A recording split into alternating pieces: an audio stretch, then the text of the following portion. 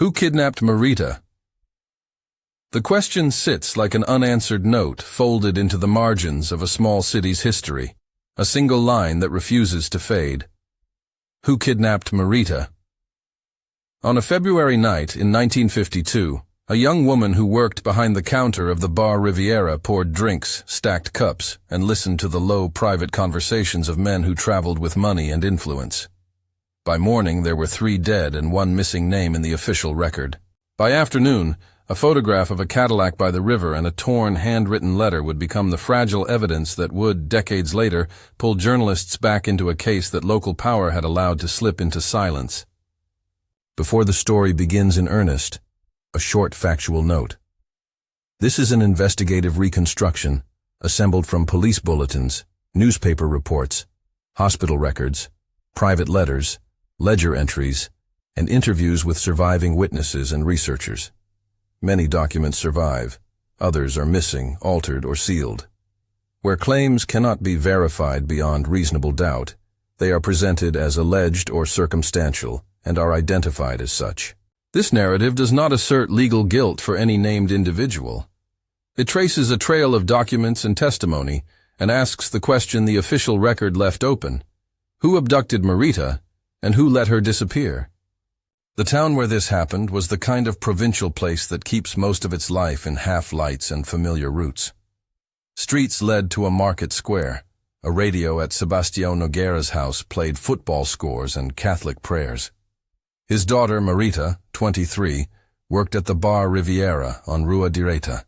She kept her hair pulled back, spoke softly, and learned to carry both the cash drawer and the secret burdens of a family scraping by. Her father had health problems that required repeated care. Her mother, Dona Conceição, sewed to try to make ends meet. To those who knew them, the Nogueiras were ordinary, their ambitions modest. They hoped for stability, not headlines. The Riviera was part cafe, part tavern, part crossroads for businessmen from the state capital, São Paulo. Men came and went with contracts and car keys. Sometimes they left a generous tip and a smile that did not reach their eyes. On February 14, 1952, 3 men arrived at the bar.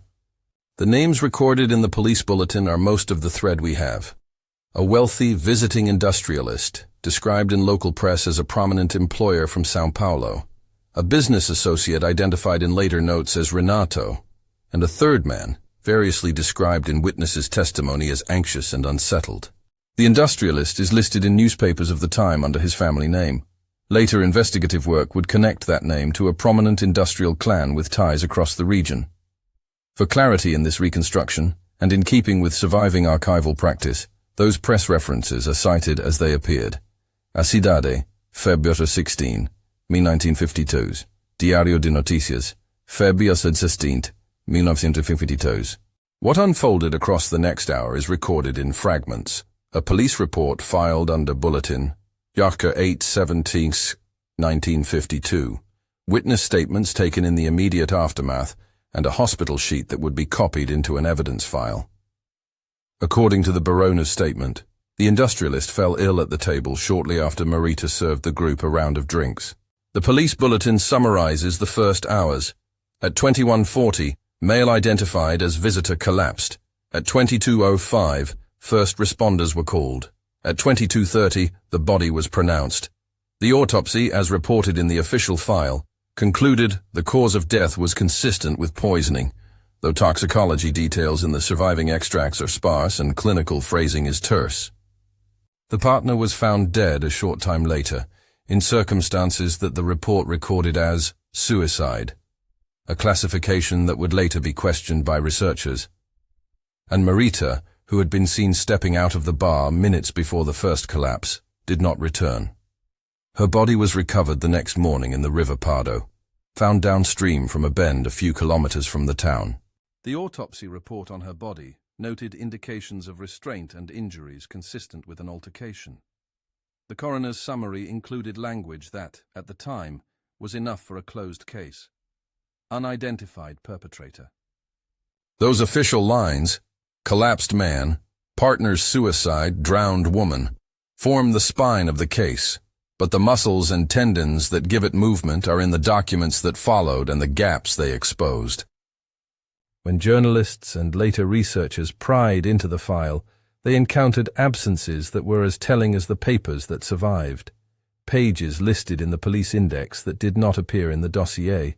On one occasion, a ledger page noted in the margin but missing from the physical binder. A hospital record with entry times that didn't match the police log. Investigative reporters who returned to the case decades later would point to these missing pieces and ask not only what they concealed, but who stood to benefit from their removal. Among the most striking artifacts is a photograph that appears in a bundle of reproduced materials held by a university archive. The image is grainy, the kind of black and white snapshot that years of moisture and handling have rendered soft at the edges. In the middle distance, a dark sedan glints. A Cadillac, its chrome bumper catching a weak winter light. In the foreground, two men stand on a bank, their profiles turned toward the river. The photograph is annotated in a later investigator's notes. Cadillac near Pardo, Feb 15, 1952. The provenance is described as found among estate papers of a local official, which is to say, the photograph's chain of custody has gaps. Nevertheless, when researchers traced the car's registration through a sequence of letters and vehicle ledgers, the vehicle was linked to a family name that also appears in contemporaneous newspaper accounts about the visiting industrialist.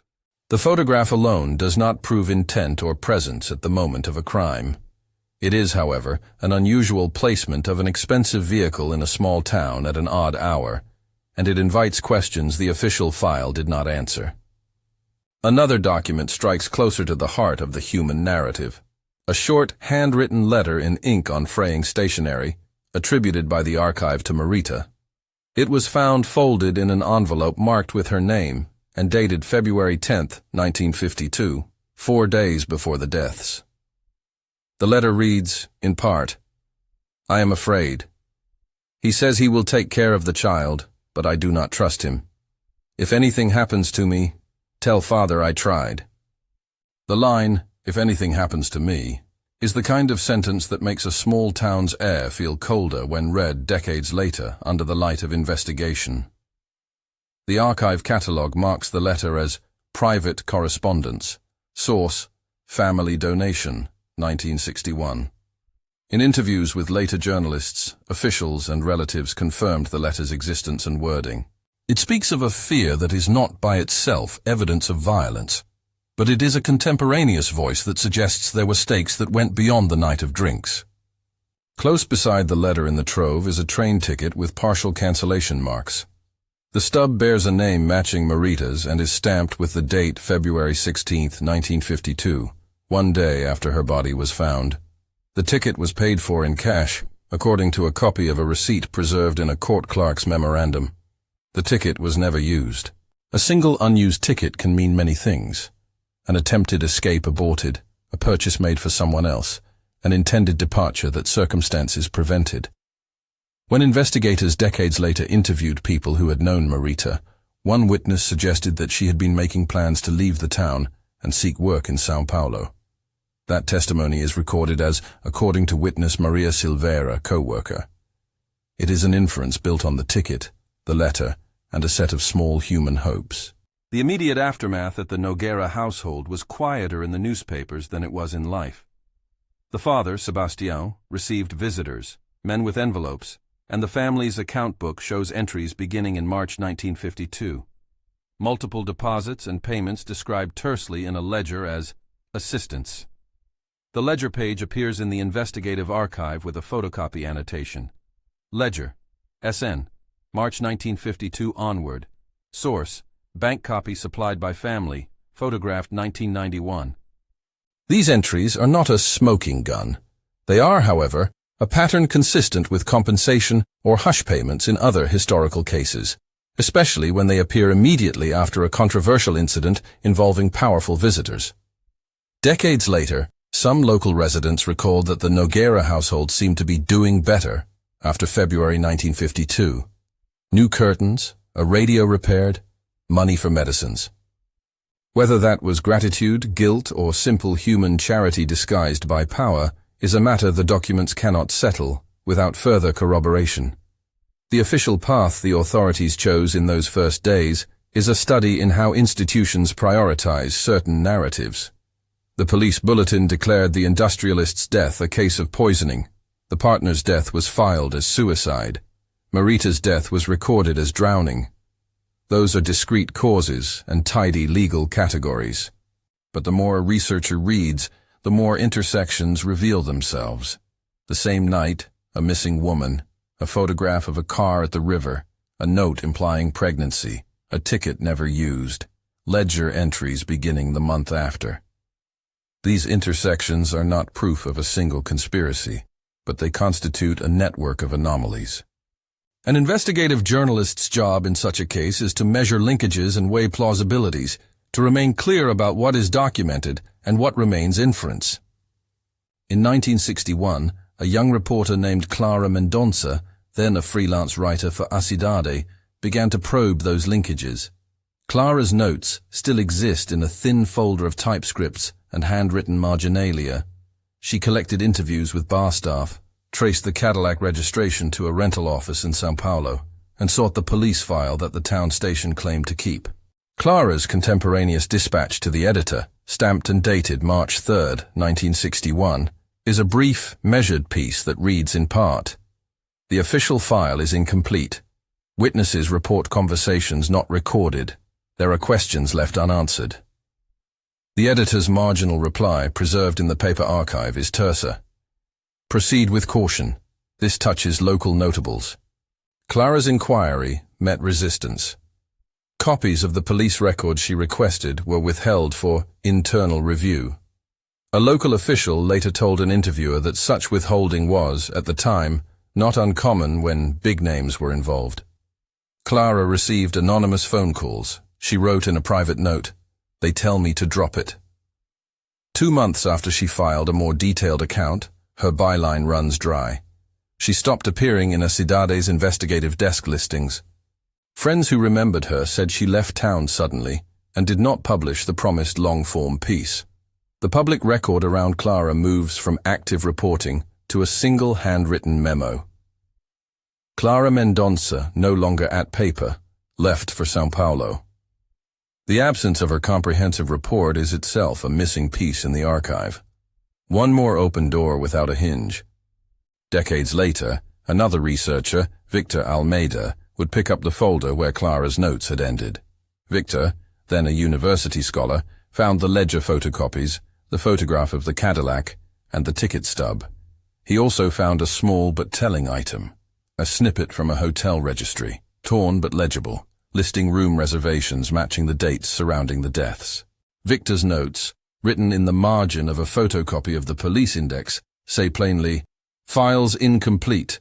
Some pages removed between 1952 and 1961. Map anomalies." He attempted in the 1980s and 1990s to publicize the inconsistencies in academic journals and regional outlets. Some of his pieces ran as features. Others were quashed by legal notices referencing libel risk. In one later interview he said, "You can assemble a narrative from these documents, but you have to say where it stops. Facts are stubborn, but they can also be edited." The pattern of documents and absences suggests several plausible reconstructions. One set of documents points toward the possibility that Marita, who wrote of fear and a possible child, had been drawn into a plan in which the industrialist would be neutralized, whether intentionally or through negligence, and that Marita, who was present and served the drinks, may have been made to unknowingly facilitate that outcome. The photograph at the river, witness testimony about men in cars, and the ledger payments afterward together raise the possibility that Marita's disappearance and death were intended to silence a witness or to remove a perceived vulnerability. Another possibility is that an internal dispute among the visiting men led to the partner's suicide and chaotic consequences that tragically involved Marita. A third reading gives weight to the structural pressures in a town where powerful families and local police shared social circles, that an influential family leveraged its ties to contain the scandal, paying, persuading, or pressuring to keep matters within a narrower, non-judicial frame. Each of these reconstructions is supported by some documentary threads and contradicted or complicated by others. For instance, the hospital record suggests prior symptoms in Marita's father consistent, in the notes, with nausea and poisoning, though no specific toxin is named. That file raises the question of whether the family had already been exposed to an ongoing pattern of harm or medical crisis. Yet the hospital intake log is partial, and the attending physician's notes are brief. Similarly, the ledger showing payments to Sebastião is clear on amounts and dates, but does not identify the payer beyond a penciled initial. The photograph can be linked to the family's photographic collection, but lacks a contemporaneous caption that would tell who was behind the wheel of the Cadillac that night. These frayed edges are where investigative work concentrates, documenting what exists, noting what does not, and resisting the pull to turn plausible narratives into legal conclusions without corroboration. There are human dimensions to these uncertainties that are easy to forget when working with paper. Interviews conducted later with Marita's surviving relatives reveal the ordinary grief that returned in small, recurring ways. A mother who would later refuse to speak of the river. A father whose ledger entries suggested relief, but who carried the blankness of unanswered questions. The family donated certain documents to the archives in 1961 and again in the 1990s, sometimes at the insistence of journalists who had returned to the town. Why some documents were kept and others given up is itself an act of testimony of the ways in which families negotiate privacy, shame, and the needs of memory. It is worth pausing to consider the cultural context that framed the initial investigation. Mid-century provincial Brazil was a place where deference to local elites mattered, where the social networks of businessmen, civil servants, and police often overlapped at church, at markets, and in newspaper columns. A journalist's attempt to probe a death linked to a prominent industrialist could mean professional risk, social ostracism, or legal threat. This is not to imply a monolithic conspiracy. Rather, it is to describe how structural incentives and social proximity can shape the disposition of an inquiry. The police bulletin's quick filings and the apparent readiness to accept suicide for a partner are, in that sense, a reflection not only of particular choices, but of institutional culture. By the time Victor assembled his dossier, the case had transformed into a layered object. An event in 1952, a patchwork of official documents, a silenced reporter in 1961, and a scholar's campaign to expose what archival lacunae might imply. Victor's work thrust the case back into public conversation in the 1990s, when university journals and national magazines reprinted his findings alongside photographs taken from the archives. Those publications prompted new voices to come forward, hotel clerks who remembered a reservation, a fisherman who recalled the Cadillac on the riverbank, and a nurse who said she had copied pages from the police file in 1952 that later could not be found. Each new memory was a small beam of light through the dust. Even as investigators gathered these beams, they encountered a recurring obstacle: the files that should have existed but did not.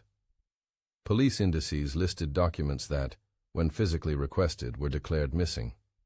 A county clerk's ledger referenced an Exhibit A that had neither caption nor photocopy in the provincial storage room. In one case, a doctor's report was later found in the hospital archive, but it had a different date stamp and a handwritten note indicating it had been received for review.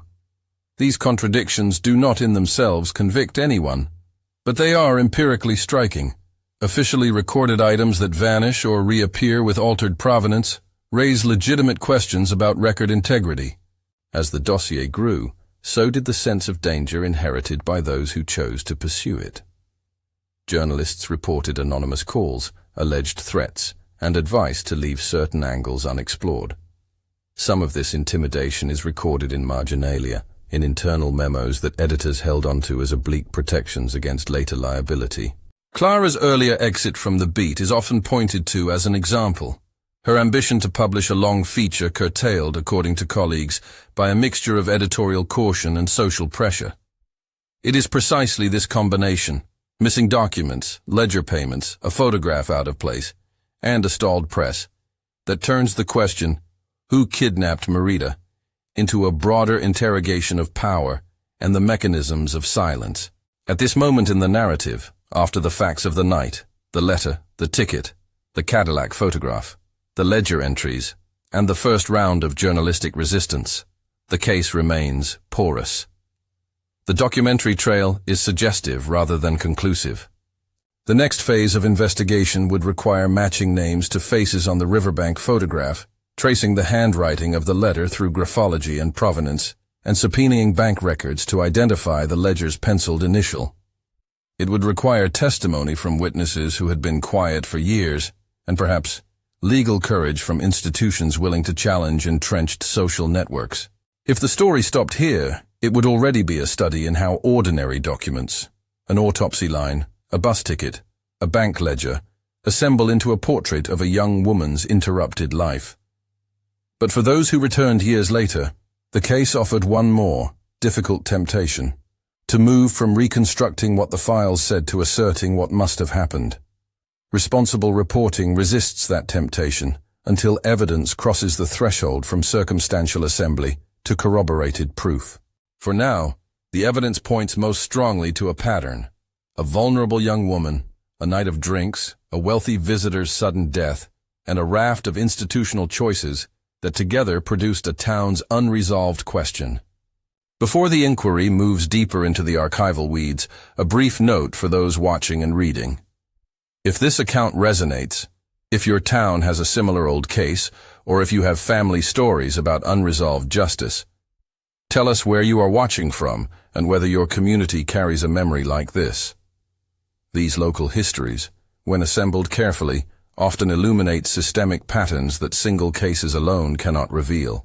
The last documents to consider in this segment of the story are small human things that sustain the mystery. A torn page from Renato's diary, one line underlined, reads, "Anniversary of the Pact." The diary is catalogued in the investigator's notes as Renato A., Private Journal, Discoverer, Victor Almeida, Excerpt, photographed 1987. The phrase is elliptical, a private shorthand that suggests an arrangement or agreement whose contents are not explicit, but whose emotional weight is heavy. Taken together with the rest of the material, the Cadillac photograph, Marita's letter, the unused ticket, the ledger payments, it becomes a chord struck across different sources: people making plans, a small woman preparing to leave, a car at the river at an odd hour, payments beginning shortly after. Those chords do not resolve into a single melody. Instead, they create a dissonance that demands closer listening. At the close of this stage of investigation, then, the key lines are drawn, but not yet connected with the force of proof. The official record lists causes and categorizations. The private record offers whispers and absent pages. The early journalists who tried to follow the paper trails faced institutional caution and the gentle but persistent pressure that comes from a community invested in forgetting. The photograph and the letter and the ticket create plausible vectors of inquiry. The ledger suggests, circumstantially, that money changed hands after the deaths, and the human cost, Marita's life ended, her family left with uncertain payments and a quiet household, remains the moral center of what follows. What happens next is the work of the next act. Matching registration numbers to owners, interviewing last witnesses who are still alive, demanding the release of files that vanished under suspicious circumstances, and tracing the ledger's penciled initial to its source. Those are tasks that require patience, legal tools, and the kind of public attention that turns a closed file into a reopened question. The question this story insists on is both narrow and expansive. Who kidnapped Marita? But embedded in that query is a larger demand. Who will take on the labor of reopening the archives, of piecing together the gaps, and of insisting that absence is not the same as answer? There is, in the materials that survive, also a quieter, human ledger. A list of small acts by people who refuse to let poor paperwork stand in for truth. A fisherman named Jose Clementino, asked decades later, described noticing the Cadillac on the bank and writing down the plate in his notebook, an entry he passed to a curious historian in the 1990s. A hotel clerk remembered taking a down payment and keeping the short, torn registry that would later furnish an investigative lead. A nurse in the provincial hospital preserved a copy of a doctor's note she later realized had been omitted from the police binder. These are the breadcrumbs that lead back into the dark places of the case. They are fragile and partial, but they are also proof of something else. Memory resists erasure when human beings hold it in their hands and choose to speak. The next phase of the story will follow those breadcrumbs into legal corridors, into the archives where pages are misfiled or missing, into interviews that must be coaxed from reticence, and into the ethical choices of journalists who must balance exposure with care for those still living. It will weigh hypotheses, premeditated plan, opportunistic violence, institutional containment, against the hard documentary record. It will also show what it costs to ask a small town to reopen a wound that powerful figures wanted left scabbed and forgotten. For now, we leave the case at a hinge. The night is documented but not explained. Evidence points in several directions. Money shows up in a ledger but not its author. A photograph places a car near the river, but not the hands that steered it. Who kidnapped Marita remains both a forensic question and a moral demand. The papers file away into boxes. The river keeps its own counsel. And the town, like every town with an old mystery, holds its secrets in the pauses between official lines. If this story has mattered to you, and you want to follow the next stage of archival discovery and testimony, please share this episode and consult the source list available with this production. Supporting independent investigative work ensures cases like Marita's remain in public view rather than disappearing with missing pages and silent editors. What followed was the slow, meticulous work of turning fragments into lines that might intersect, of taking a photograph, a torn registry, a penciled ledger entry, and asking whether their crossings pointed toward a deliberate pattern or toward the tragic confluence of people and chance. Victor Almeida and the detective he eventually found in the town, Roberto Morellis, treated the archive like a map with missing roads. Every blank space demanded a route of inquiry. Every reappearing page required a provenance. Their first practical step, one that any careful investigator takes when a vehicle appears in a crime context photograph, was to try to place the Cadillac. The photograph itself, catalogued as Cadillac near Pardo, Feb 15, 1952, in the reproduced materials Victor had located, offered no license plate visible to the naked eye. But a fisherman named Jose Clementino, who had later told Victor he'd seen the car on the bank and kept a note of the partial plate in his pocketbook, provided the crucial partial sequence Victor used to query São Paulo vehicle registries. Jose's notebook entry was recorded in Victor's research notes. Cadillac, last digits 32, noted Feb 15.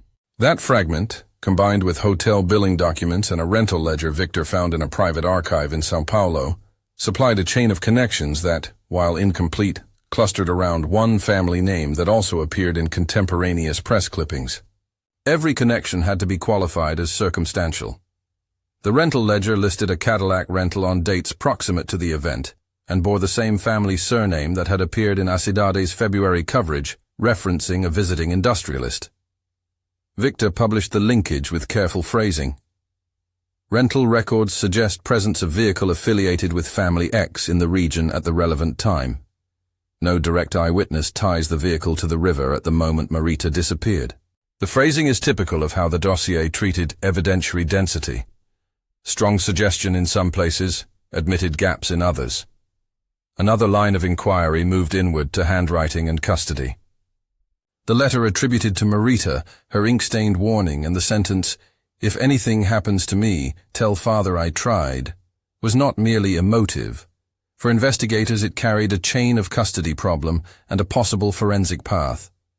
Who kept the letter? When, and under what circumstances did it come to the archive? The archive catalogue credited the family as the donor, and Victor secured permission to photograph and publish it in scholarly outlets. Roberto sought to confirm the letter's authenticity by triangulating witnesses. A cousin recalled seeing Marita write in a cafe days before the deaths. A barmaid remembered the same stationery in Marita's pocketbook. Those corroborations strengthened the document's provenance, but still fell short of establishing motive or perpetrator. Bank records were a stubborn obstacle. The photocopied ledger page documenting multiple entries to Sebastião Nogueira beginning March 1952 was legible enough to show amounts and dates, but the payer's identity appeared only as a penciled initial. Roberto pursued legal recourse. He filed requests with the provincial court to subpoena corresponding bank slips and to compel testimony from bank clerks still employed in the 1950s. The court process, where it advanced, encountered repeated friction. In one hearing, a county clerk testified that some of the original teller receipts had been transferred for review in the 1960s and later catalogued in a way that rendered them inaccessible. In other instances, purported copies surfaced with different date stamps than those in the police file. When Victor tried to publish the photocopies he had obtained, a law firm representing interests he estimated to be connected to the industrialist's family issued a legal notice accusing him of unsupported defamation. Victor's articles ran with careful qualifiers. Several publications pulled fuller features after threats of libel suits. These legal maneuvers did not resolve the ledger's origin. They simply created a new layer of institutional opacity. The torn hotel registry was another critical artifact. A clerk at the Grand Hotel, now deceased by the time Victor made contact with his descendants, had retained the torn stub that once matched the hotel's main ledger. Victor photocopied the fragment and compared the handwriting to other known entries in the hotel's surviving book. A surviving former clerk identified the handwriting as belonging to a desk manager who had since retired. The manager's notes, typed in a later affidavit, indicated reservations made in the names that paralleled the dates, February 13 to 16. One torn line, however, remained maddeningly ambiguous. A room number and a last name partially erased by a coffee stain. That partiality is exactly where human recollection came into play.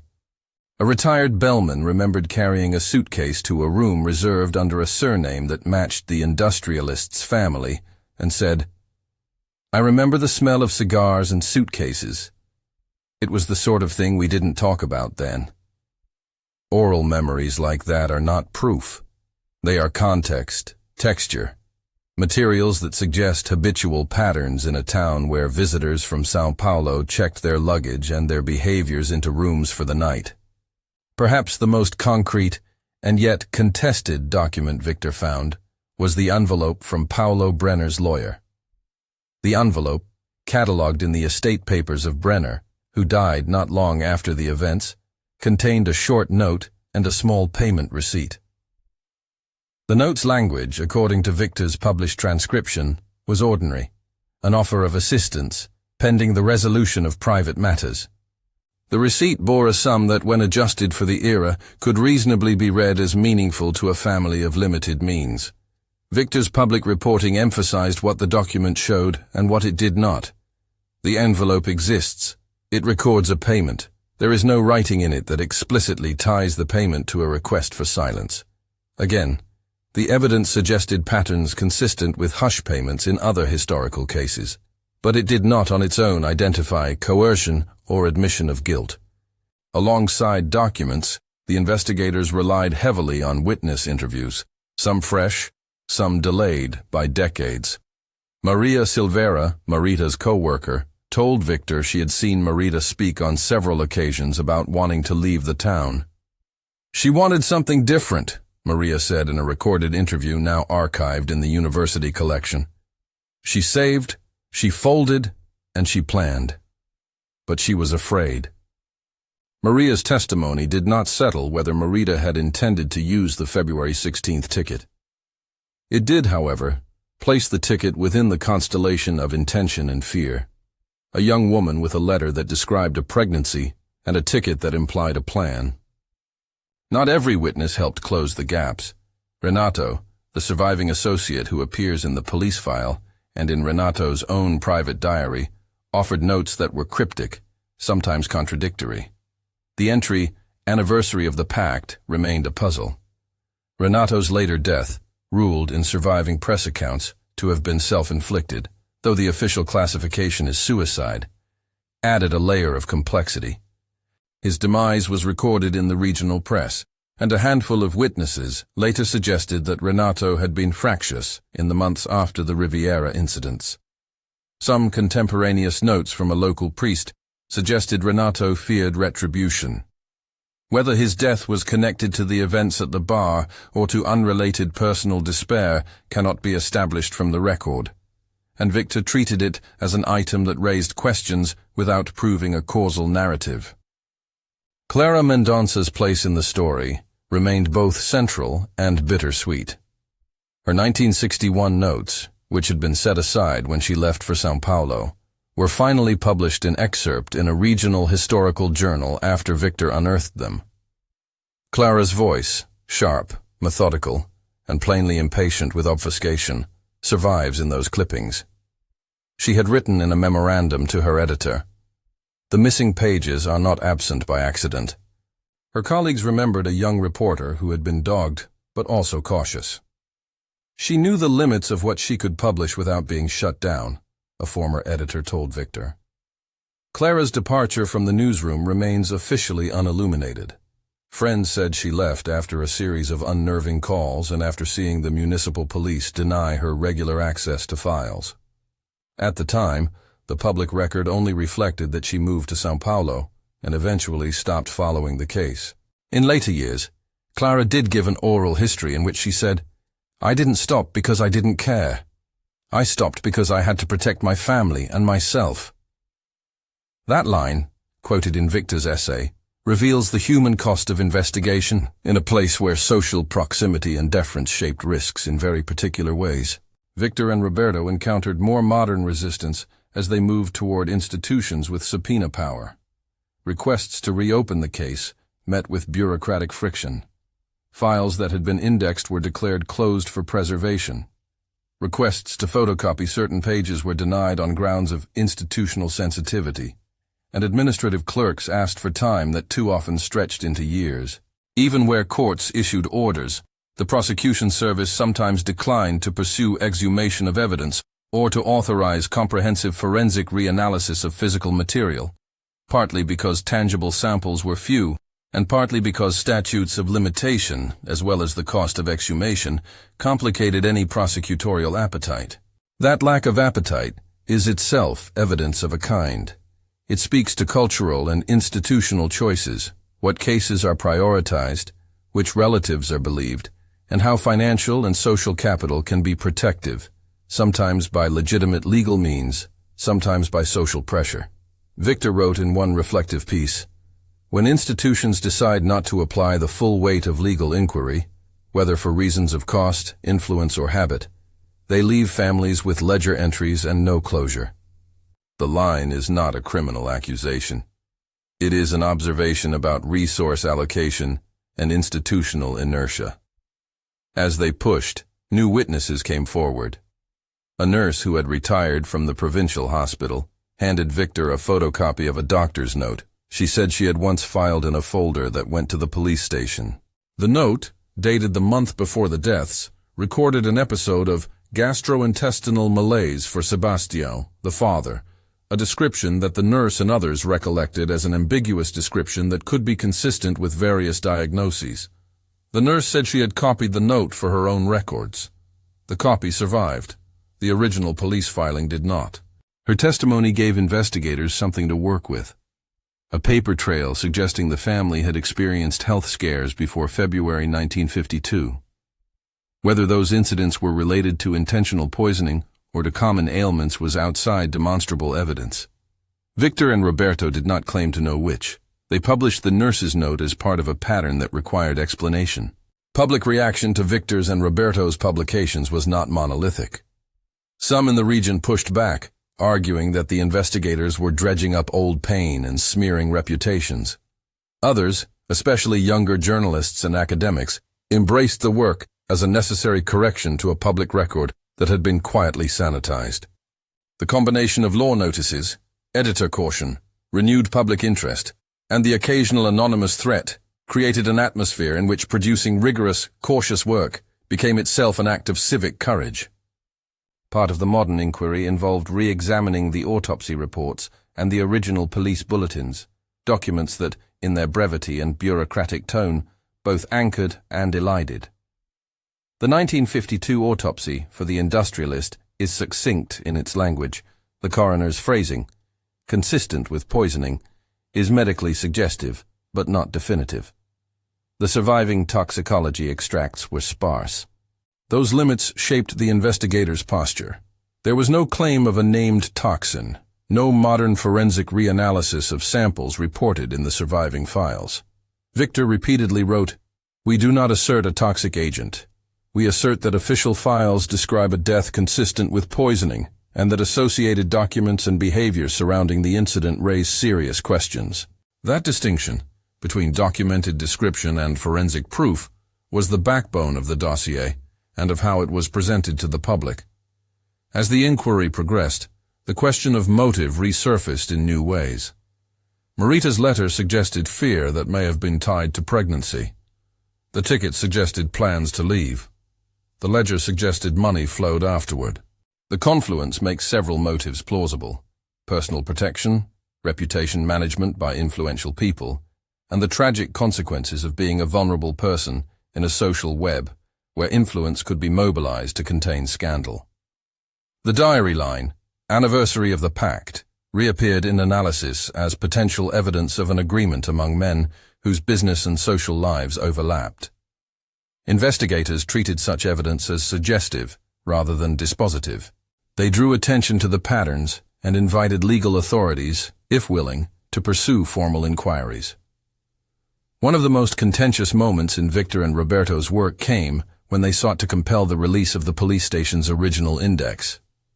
The index, on file under Bulletin at 876-1952, listed several exhibits and witness statements that the physical dossier did not contain. Roberto, with the reluctant assistance of a provincial prosecutor, sympathetic to the need for archival integrity, obtained a court order to access the missing files.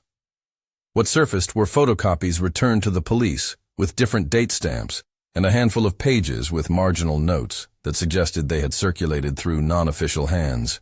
The court transcripts show the prosecutor asking a retired officer whether pages had been removed. The officer replied, "I have no recollection of pages being taken out, but memory is not a reliable archive."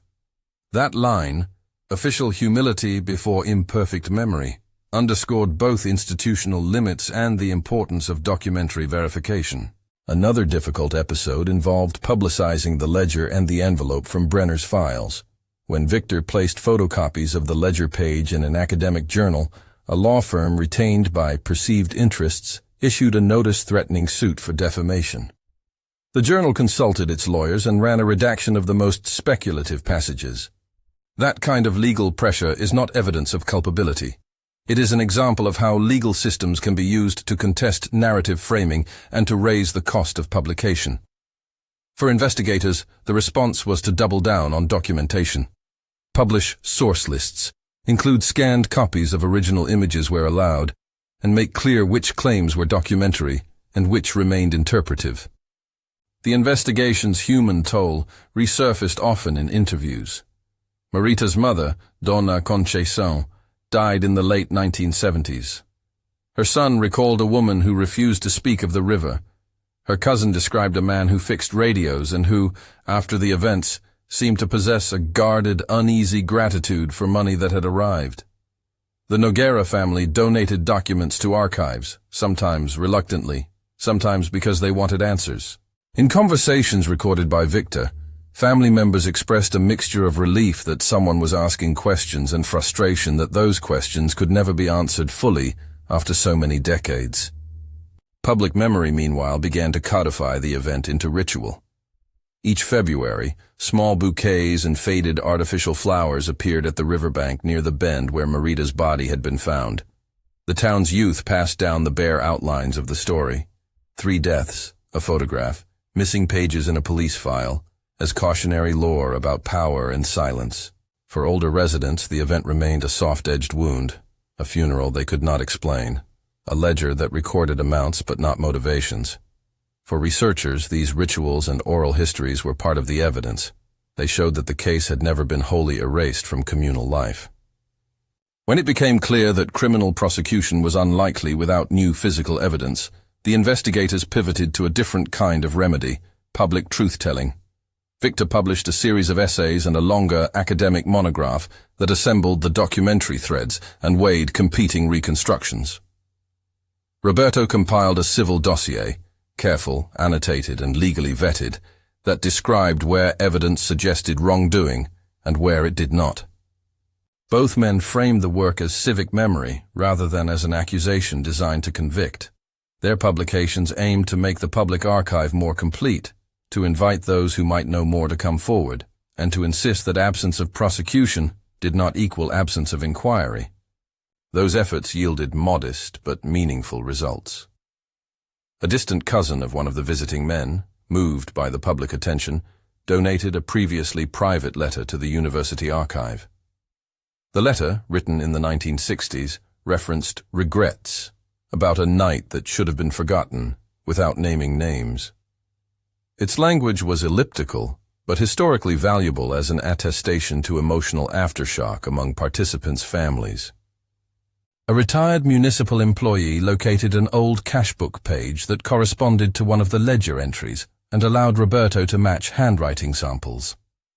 These marginal finds did not create a prosecutable case, but they enriched the archival record and offered fresh dots for future investigators. Ethical dilemmas accompanied every archival success. Publishing sensitive documents risks re-traumatizing families. Withholding them risks perpetuating silence. Victor and Roberto repeatedly consulted descendants and civil society lawyers to balance public interest and privacy. In one high-profile exchange, a descendant asked that a particular letter not be published.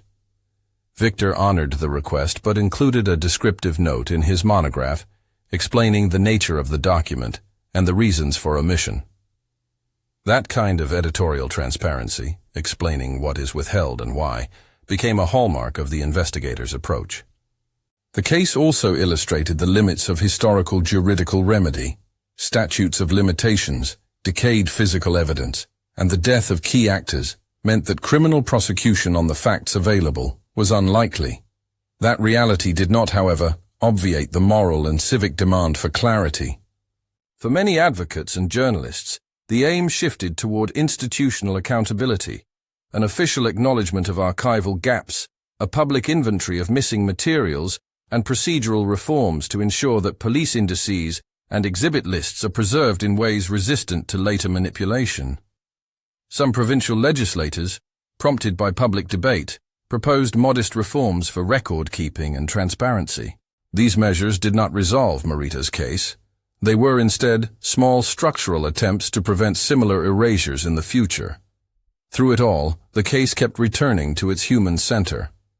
The ledger entries in Sebastião's name, when shown to the family, prompted no grand confession, only the quiet observation that money had arrived and that life had been different afterward, in small domestic ways. Marita's friends remembered a woman who liked to hum while she polished glasses, who folded money into her palm with the same gentleness she used to hand a coffee cup across a table. Those memories, which Victor recorded and preserved, became part of the dossier not as evidence of a crime, but as testimony to the cost of unresolved violence.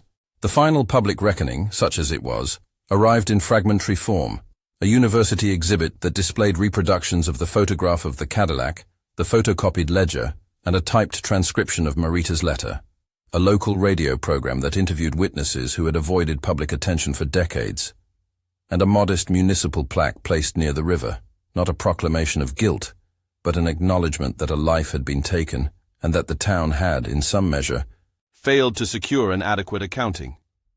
The plaque's engraving read, carefully and without accusation, "In memory of Marita Nogueira, whose death still asks us to look more closely at how justice is done." The wording was deliberate, evocative without assigning criminal responsibility. One of the more striking outcomes of the renewed attention was social change of an informal kind.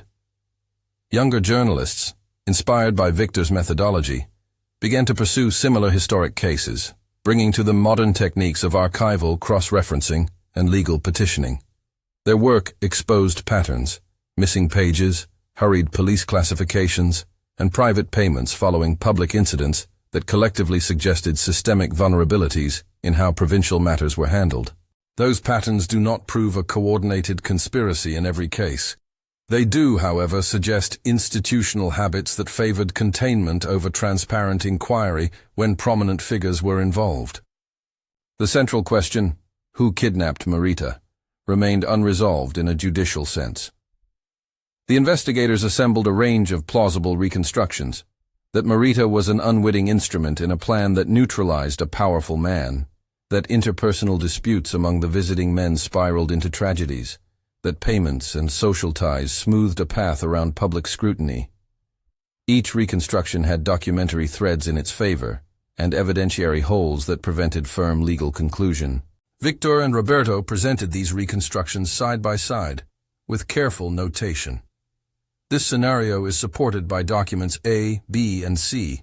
This aspect remains circumstantial. The discipline of distinguishing documented fact from reasonable inference was central to how they responsibly framed the unresolved case. The moral demand implicit in the title, once more, is not merely about identifying a perpetrator. It is about the social and legal conditions that allowed a case to dwindle into silence. Who kidnapped Marita? The question morphs into several connected questions. Who had the influence to make pages disappear, or to make witnesses reluctant to speak? Who benefited materially from the deaths and subsequent hush? Who bears responsibility for institutional practices that allowed a thread of evidence to be lost? Those are political and ethical questions as much as they are forensic ones. At the river now, where petals darken the water each February, and where an old photograph still circulates among scholars and curious residents, the memory is both a charge and a promise. It charges institutions, historians, and citizens to not accept the neatness of a closed docket when pages are missing. It promises that public attention, even delayed by decades, can restore fragments to a civic record, and that archival stubbornness, people who keep notebooks, who refuse to throw away torn stubs, who preserve an envelope, can make absence visible. If the archival trail has a lesson, it is this: documentation does not speak for itself. It requires readers willing to weigh, to qualify, and to resist the lure of easy narratives. It requires legal patience and the willingness to litigate not only for convictions, but for the very preservation of evidence. It requires journalists who will accept the cost of cautious reporting rather than the fleeting reward of sensational claims. And it requires communities to care in small, concrete ways, by preserving records, by supporting independent inquiry, by resisting the social instincts that favor forgetting particular stories because they are inconvenient. In closing, the case of Marita remains emblematic of a wider set of problems: the way power can compress accountability, the way grief can be dispersed into ledger entries, and the way courage, sometimes of a single reporter, sometimes of an elderly clerk who kept a torn page in a shoebox, can keep a light burning for decades. Who kidnapped Marita? The documentary record assembled by investigators points to patterns of influence, to payments that followed the deaths, to a photograph that placed an expensive vehicle at the river, to a letter that tells of fear, and to a ticket that hints at plans aborted. None of these elements alone proves a conspiracy. Together they create a picture that demands further scrutiny. The search for justice in Marita's case, then, is not a closed chapter. It is an ongoing civic obligation to preserve archives, to support investigative work that distinguishes evidence from inference, and to hold institutions accountable for the thoroughness of their inquiries. If this story has moved you, share it so these documents remain in public view. Consult the source list linked with this production, and consider supporting organizations that fund archival investigative journalism. Because when missing pages and quiet ledgers go unexamined, lives like Marita's can remain unresolved for generations.